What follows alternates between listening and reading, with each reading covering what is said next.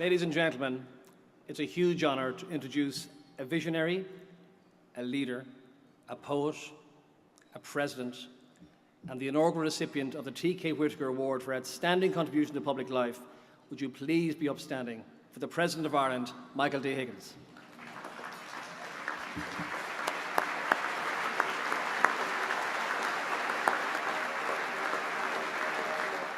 Ari build an Oireachtas Hailshi Iama Uishla a Coachagre. Excellencies, members of the Oireachtas, distinguished guests, awardees, and indeed those who have invited Sabina and I to be present. Is more and pleasure them of an or Diantanacht, Candan a Hockot is more la rod a Lacanogas Aragadish Naherin. It is a pleasure to join you this evening in what has become, and I congratulate them for it, a prestigious event for Ireland's business and financial community. So may I begin by extending my sincere congratulations and my very best wishes to all of those who have been distinguished tonight for their contribution and who will be honoured later for really their contribution to Ireland's economic and social welfare. It is for me a great honour to receive the inaugural TK Whitaker Award, and it is an honour that I accept with an acute awareness of the extraordinary service the man whose name we celebrate tonight has rendered to the public good of this country. I am so pleased we are joined by members of his family.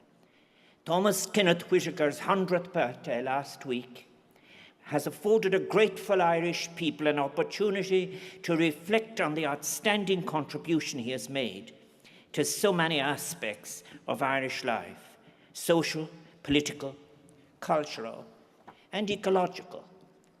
I am delighted that this occasion then, and I with humility accept this award, but particularly I'm grateful for the occasion, the opportunity it gives me to publicly pay tribute to Dr. TK Whitaker, who has been described by our former Taoiseach as the most outstanding public servant of independent Ireland in the 20th century. His contributions and significant achievements sought to achieve an Ireland that would be a secure place for all its citizens, a land of peace, social and economic security, and cultural flourishing. And in outlining his vision, I think he put it better than I could put it. He put it best himself, with his characteristic cogency and humanity.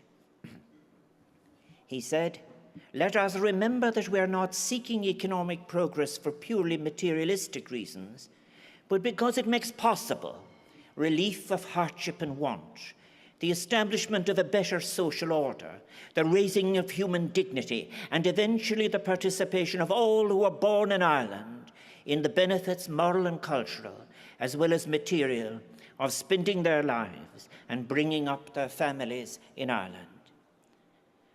Agus minlam onmain sail TK Whitaker kilura nacht. Sail a kashe gopar kandras a winter na herin. Sail of the ausis she trina groth a gach kail rodernach. Ar dianga, ar viliocht ar nura. Ar nainaka, ar greachti is ar neachti. Tonight it is the fullness of TK Whitaker's life that I wish to pay special tribute to. A life spent in the service of the general welfare of all Irish citizens, and a life enhanced by a deep love of everything Irish. As I have said in that Irish language, our ancient language, our poetry, our nature and our rivers, our wounds and our feats. From his birth in the year of the Easter Rising 1916, the shift that he spearheaded, the policy moved from the protectionism and self-sufficient outlook of the young republic towards free trade and European integration, from years of violence in Northern Ireland right down to the Good Friday Agreement. The life of TK Whitaker is one that mirrors the journey of the modern Irish state on its road, a malach, to maturity.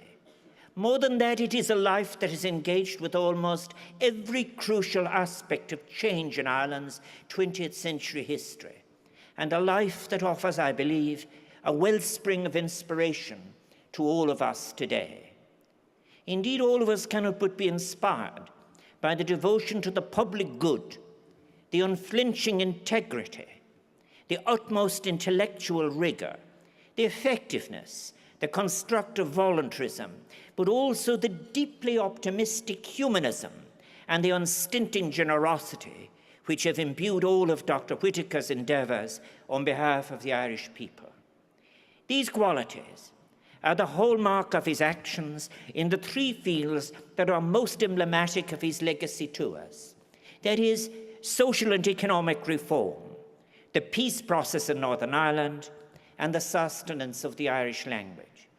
Ken Whitaker applied those very same skills of the mind and heart to all of his other undertakings in the public world, be it as Chancellor of the National University of Ireland, as Chairman of Comhairle Mheilíotas na hÉireann, during his 2 terms as a public representative in Shannon, or following the riots at Mountjoy Jail in 1984, when he chaired a wide-ranging inquiry into the Irish penal system.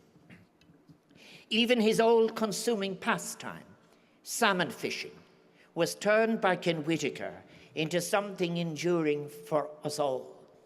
He who had formed an early interest in the King of Fish during his boyhood years in Drogheda, where he watched the Boyne fishermen in their ancient height-covered willow coracles shoot their nets and haul their catch onto the bank.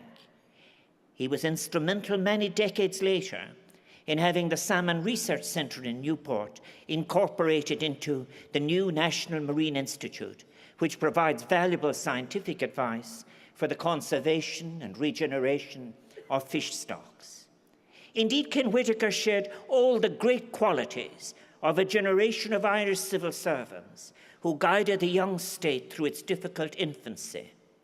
Their sense of collective purpose, awareness of one's public duty. These were men from which Dr. Whitaker learned his craft as a civil servant, and the enthusiastic younger colleagues with whom he worked in preparing his iconic report, Economic Development, published in 1958.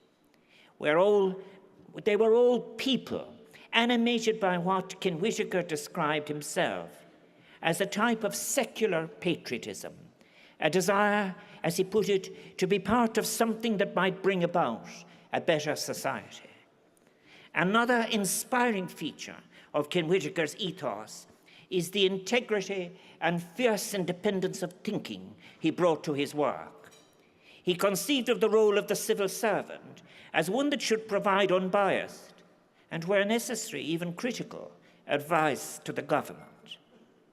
Ken Whitaker's commitment to his public duty was thus throughout his career remarkably devoid of subservience to power, political partisanship, or amenability to sectional interests. His advice was always rooted in rigorous and state-of-the-art research. Importantly, as Secretary of the Department of Finance from that long period, 1946 to 1969, he shepherded the transition between the stern economic orthodoxy of his elders to the more expansionary doctrine being promoted by a new generation of economists in the post-war years. He established a new division within his department's finance division that would produce much-needed economic and statistical data to inform real policy choices. This new section became, as it were, Dr. Whitaker's laboratory for the exploration of new innovative ideas for economic and social development. And all, of course, of this institutional change required an inclusive discourse. TK Whitaker's introduction of the notion of comprehensive economic planning to Ireland was at a time when many still rejected planification as a feature of communistic regimes, eager to provide sound empirical foundations to economic policy. Ken Whitaker did not just build up research capacity within the Department of Finance and the Central Bank. He was also instrumental in establishing a range of independent research bodies at arm's length from government, such as the Economic and Social Research Institute and the National Economic and Social Council, bodies that have played such an important role in making research available to the public and research available to the public service since the creation of these bodies in the 1960s. Ken Whitaker was never a dogmatic proponent of any single version of economics, something I welcome. As he put it, I kind of came into economics sideways. I hadn't heard of it much before I found it as a subject for the Assistant Inspector of Taxes examination. For 6 old pennies, I could buy Penguin editions of Harold Lasky, G.D.H. Cole, and other Fabian socialist thinkers. They made very interesting reading for a young man. His reflections and arguments were characterized by something that I like to call the necessary grace of discourse, and he had it in abundance. TK Whitaker's regard for reliable economic tools and data never collapsed into an arrogant expertise. From the start, economics appealed to him as being, as he said, more of an art than a science. And it was, in his eyes, an art whose primary function was to serve the general welfare of Irish people at a time when emigration, unemployment, and painfully low production output, including in the agricultural sector, were not just threatening social cohesion, but also undermining the very expectations and achievement of political independence itself. We have lessons to draw from that on the importance of social cohesion. It is interesting to note that Ken Whitaker has often imputed the sense of care and service that I've been referring to, that imbued his work as a finance man to the influence of his mother. A native of County Clare, Jane O'Connor had left her home in Clare to be trained as a Jubilee nurse in Manchester, subsequently securing an appointment in Rostrevor, County Down, where she met and married Edward Whitaker. Strong-minded, independent and committed, Jane did not simply instill a desire to do something of some social benefit in her son. She also fashioned Ken's own commitment to female equality, a principle implemented, for example, as governor of the central bank from 1969 to 1976.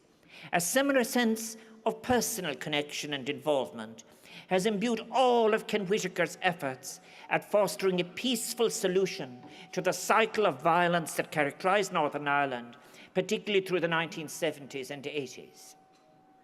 Convinced as he was that the principle of free consent of all those living in Ireland was the necessary precondition for any policy of reunification, his voice was consistently one of reason, dialogue, and appeasement throughout an era of convulsed political emotions and sectarian conflict.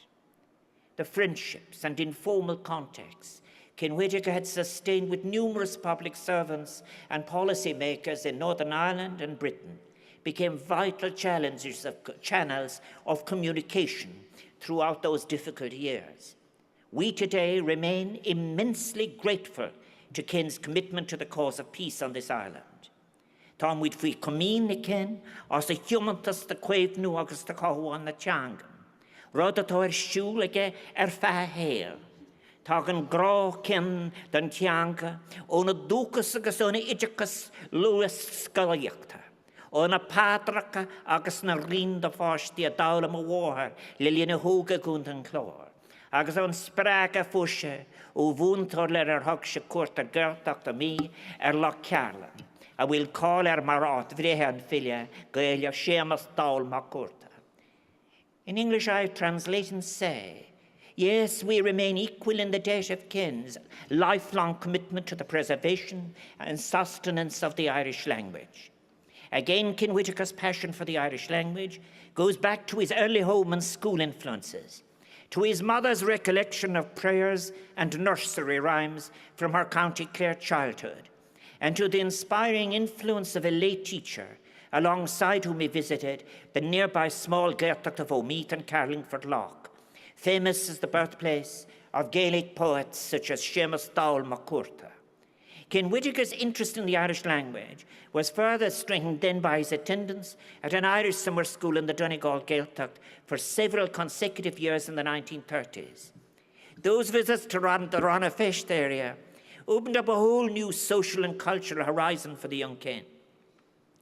It was a captivating world of Caelian songs, Pádracha agus Málachtaí, on cuid spúne de Theanga, That is, for those unfamiliar with the language, the prayers and curses which are the core of the language. Morning swims in the Powell Snov, and even dances with unchaperoned girls, which were part of the language acquisition. Ken's wife, Nora, shared his passion for the language, and Irish thus became the language of choice of their household.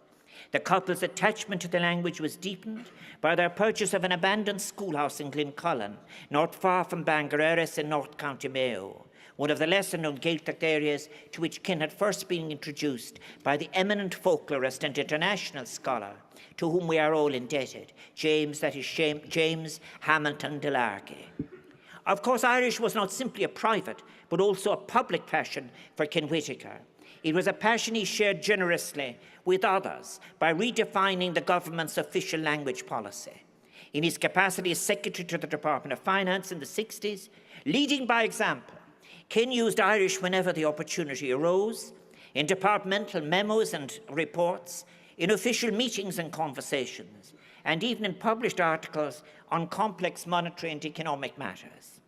Ken Whitaker also encouraged Sean O'Toole and the poet Thomas Kinsella, who had worked with him in the Department of Finance, to collaborate on a compilation of a new anthology of poems in the Irish language with accompanying English translations. And when it was published in 1981, spanning as a data period from the fall of the old Gaelic culture in the early 17th century to the emergence of English as the dominant vernacular of the 19th century, Undúnara, Poems of the Dispossessed, was dedicated by its editors to TK Whitaker. It remains today an enduring example of that ethos that guided Ken Whitaker's efforts to make Irish language and culture accessible to all, English and Irish speakers alike. He saw the trap that constituted the tyranny of what I call binary constructs. It must not be a choice of English or Irish, of science or culture, of economics or ethics. His life is one of making connections, of achieving the necessary symmetry of being in living ethically. All of us can surely be inspired then by the profoundly humanistic vision Ken Whitaker had for the Irish language and everything else in which he expressed an interest. It was a vision to which he gave a compelling articulation when he said as chairman of Board na Gaeilge in the 1970s that our commitment to a bilingual Ireland should be based on a recognition that the Irish language is the most precious heritage, the thing that most signifies and maintains our continuity as a distinctive people, the key to a treasure trove of poetry and prose epics, folklore and song, which has expressed the imagination and feeling, the wisdom and humour, all the varied responses of generations of Irish people, and its vicissitudes from the early centuries down indeed to our own day. And in saying that, he was expressing a respect for all cultures and the joy of learning and speaking all languages and respecting all memory. A cóide Gaelis míle mar áris, comóras atáin, as an dúise all, agus muide comóra céad flinoári amach na cosca. As o bres scarnas tá servíse gnérin, sé sin Thomas Kenneth Whitaker. Is fúnear fáte glácalis an dúchlan, sail hóisialta, sail cultúr agus sail acnamuach, muinter na héirin na hútraig. Anas go meg ar saránig ar fad in an leas a wintas ar sirse politúr. Dear friends, may I say once again, how honoured I feel to be receiving this inaugural TK Whitaker Award. On this year, when we are celebrating both the centenary of the Easter Rising and the 100th anniversary of Ireland's most outstanding civil servant, Thomas Kenneth Whitaker. His life, his writing and his work challenges all of us to continue the task of advancing the social, cultural and economic flourishing of all of Ireland's citizens as the true measure of our political freedom. And it is a great privilege to accept this award and to be here this evening with those who are committing themselves to advancing such a vision. Thank you.